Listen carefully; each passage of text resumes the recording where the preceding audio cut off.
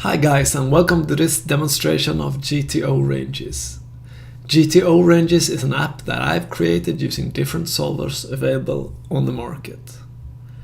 GTO ranges is a collection of 125 ranges that will help you to play an unexploitable preflop strategy.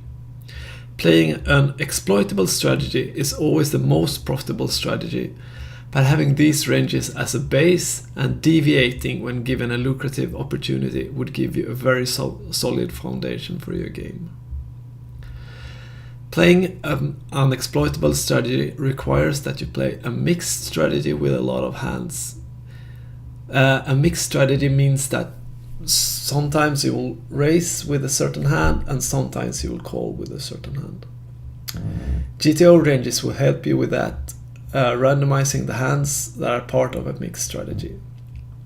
Each time you click a button, a new number is generated and the range is recalculated. I will now demonstrate some of the possibilities with this app.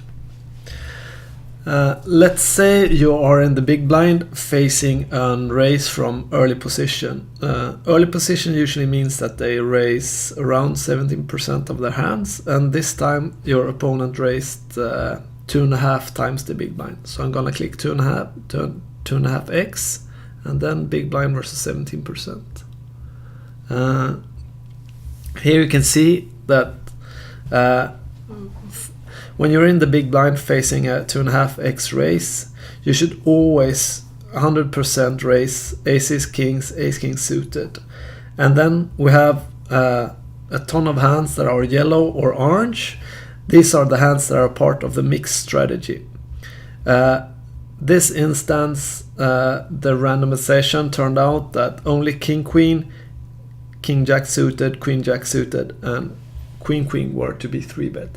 If I would click this button again, it will generate a new number,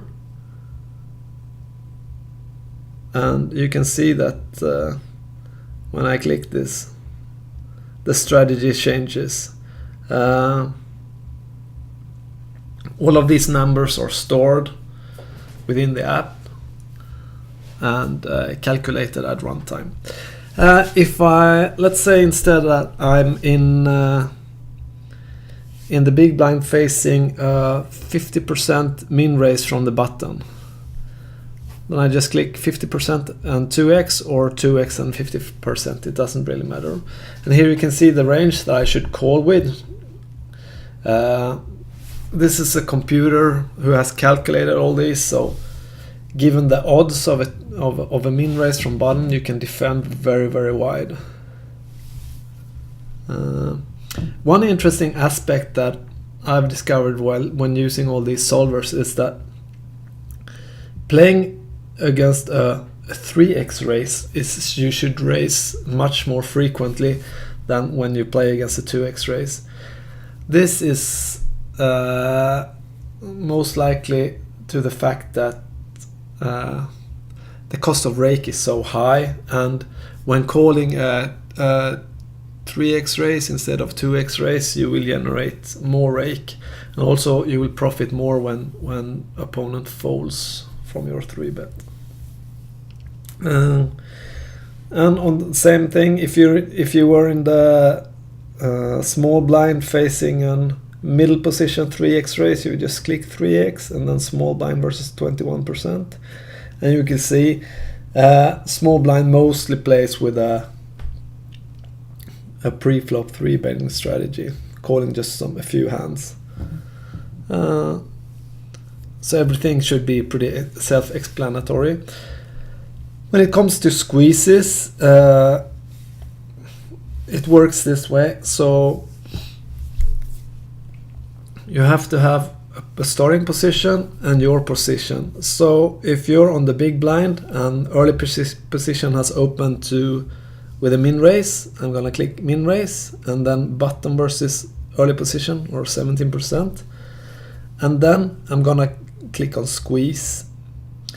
So when you're on the button and early position has raised, you can have either mid position call, cutoff call, or mid position and cutoff call. it would be impossible to have all of these options available, so I've just calculated an average of the strategies used, which is demonstrated here. So this is the range that GTO suggests that you should 3-bet with the red and orange hands and then call with a bunch of pocket pairs. If you were to play in the big blind instead versus a cutoff race, a min race, you have 2x versus 20 and big blind versus 27 and then squeeze. You can see you can call a lot of hands. Another interesting thing is if I select big blind versus 17% and squeeze, you can see that down there a lot of the low suited connectors and 1-gappers and 2-gappers are played, and that's most likely due to the fact that they're not dominated from the early position raiser and the caller. And then we have versus 3-bet. You have how you should play, where you're first when you're in position facing a 3-bet from the blinds, and then when you're out of position, let's say you raise on the cutoff and the button 3-bets, and you think he has a 10% 3-betting range. You click here, out of position versus 10%. And then we also have ranges for when you're in the small blind versus big blind. And they differ quite a lot compared to when you're in the cutoff facing a raise from the bottom. And this is due to the fact that if you raise from the cutoff and the button 3-bets, there is dead money from the small and the big blind in the pot, which usually gives you greater pot odds. But when you raise from the small blind, let's say you raise a 3x and big blind 3-bets to 9x, there is less dead money in the pot. So usually you have to play a lot tighter against the small blind. An optimal big blind 3-betting strategy is around 20%, and most players nowadays are still 3-betting maybe only 14-15%. So you can fold a lot against those players because they're not fully maximizing their strategic advantage. And then here on the versus 3-bet tab, we also have a strategy for cold 4-bets. And these numbers are the 3-bet strategy numbers. So if you're in the big blind and cutoff races and the small blind 3-bets, and you think he has a 12% 3-betting strategy in the small blind versus the cutoff, you click on the versus 12%, and you'll see here this is the strategy I should use for my cold 4-bets. I'm not a fan of cold 3-bet or cold calling 3-bets unless there is a very bad player in the pot. So I usually just cold 4-bet, and then you use these cards because they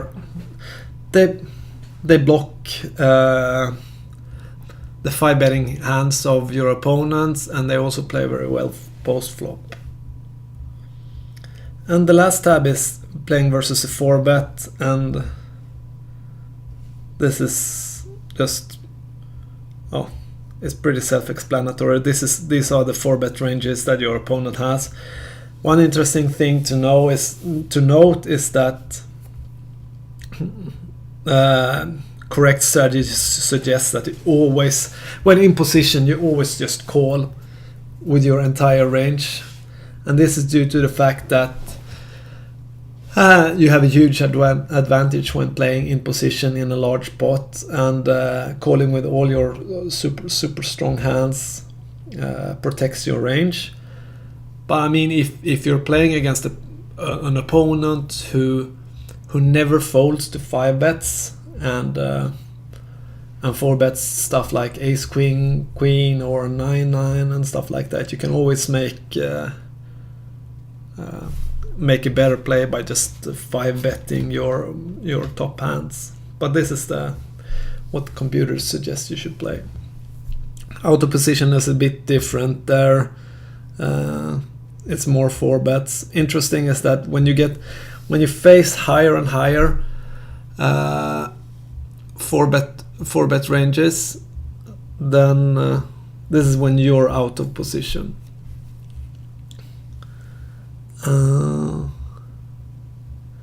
Then you should always call with aces and then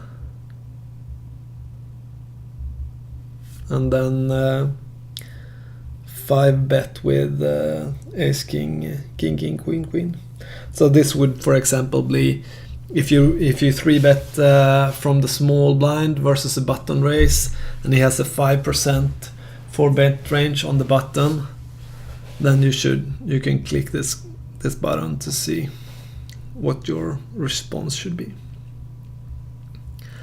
Well, that's it for this demonstration. I hope you enjoyed it and took something away from it.